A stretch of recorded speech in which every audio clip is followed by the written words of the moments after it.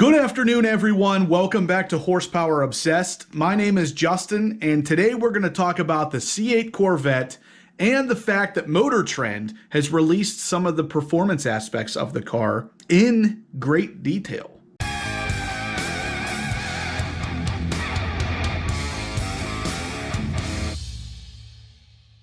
All right, guys, so we have all been waiting to see what the C8 Corvette could really do in someone's hands other than GM's. There's been an embargo that has been stopping this kind of information from coming out, and it was supposed to be lifted on the 16th of October, but we get a little bit of a treat here from Motor Trend and Road and Track. They both actually gave us a little bit of a review early, and a lot of this information tells me this car is going to be something pretty special. So first, we're going to talk about Motor Trend's review. They start off the review by saying basically the Corvette has gone as far as it could as far as performance goes with the front engine rear drive of the C7 and Corvettes of the past. They go on to say that after Chevrolet decided to make the change to mid-engine, they made some incredible promises and continue to say they have in fact delivered on those promises. Motor Trend says, "You'll forgive any skepticism because Chevrolet told us that moving the engine back a few feet, adding 35 horsepower, and employing a dual clutch transmission would take the 495 horsepower C8 Corvette to 60 miles an hour faster than the C7 Corvette ZR1. And that's all despite the C8's considerably worse power to weight ratio. Plus, they said it would come within 1/10 of a G or 2 on the skid pad while wearing all-season tires. Oh, and it will do that for half the price, give or take." Now, this is actually the first time I've heard the C8 Corvette compared to the ZR1 as far as 0 to 60 time. On the reveal night, Chevrolet specifically said that it would be faster than the Z06, not the ZR1. Now they're saying it's quicker than the ZR1, and we'll touch on that in more detail here in a second, but that's pretty impressive.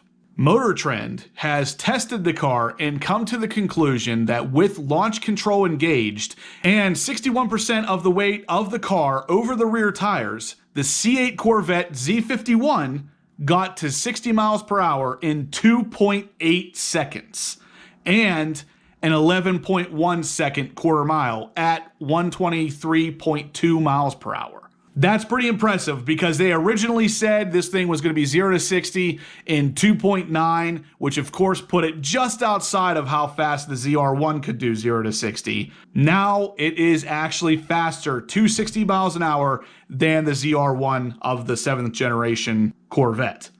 That is hugely impressive and even better than what GM had originally told us.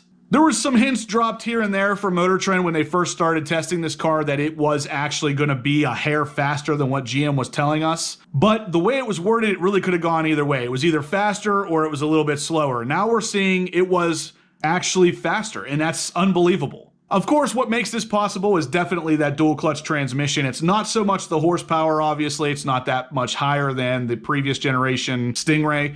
But at the same time, that transmission boosts this car into supercar territory.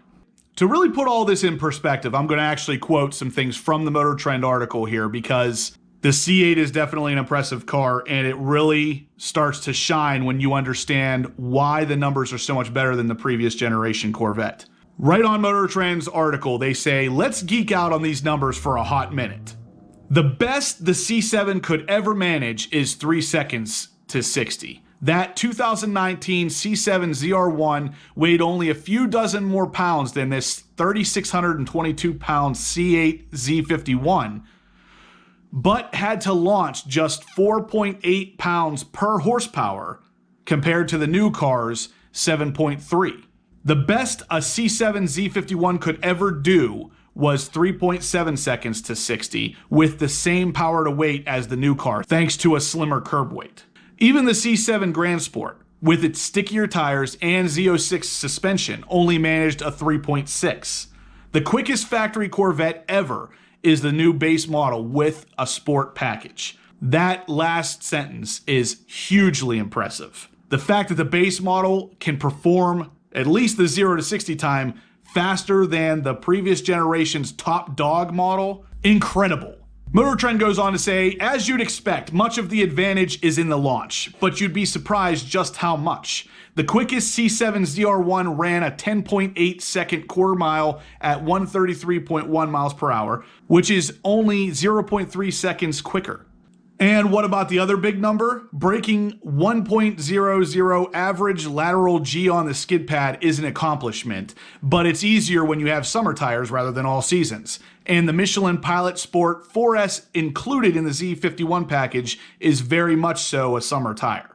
With it, the C8 Z51 pulled 1.04 average lateral G on the skid pad, which is actually a little bit less than the C7 Z51, which pulled as much as 1.11 average lateral G on the Pilot Super Sports that came before the Pilot 4Ss. How did that happen? With grinding, infuriating understeer, as testing director Kim Reynolds was not so happy to discover. Put simply, the C8 is no drift car. Try to correct the understeer with a nudge of throttle and you get more understeer. Give it a lot more throttle and you'll end up backwards. Be extremely patient and roll into the throttle correctly and the C8 will dig in and push hard off the exit of a corner. Give it too much gas though and the rear end is happy to step out. The line between a nice power on drift and a spin is razor thin. This is kind of something that I expected to see because a lot of the mid-engine cars actually do have a problem with understeer because of the placement and the weight distribution. Not really a huge concern in my opinion. If you know how to drive the car, you'll be able to figure out how to fix that without any issues. But because of the weight distribution of the car, it is going to be different than driving previous generation Corvettes. One part of Motor Trend's article that's really interesting is they say the vast majority of the C8s sold will likely be base model Stingrays. More than likely, those who buy them will have never driven a mid-engine car or one that hits 0 to 60 in less time than it takes to start the engine. Severe understeer will help prevent the over-eager owners from pulling a Mustang-style exit at their local Cars and Coffee. Motor Trend goes on to say there's more to this story though. Although the C8 struggles for grip mid-corner, it dwarfs the C7's ability to put down the power coming off of the corner. That's also extremely impressive. I love the fact that this thing seems to be moving in the right direction for performance. Now, another potentially negative from Motor Trend is when they start talking about the brakes. They go on to say that the brakes are the one area where the C8 does not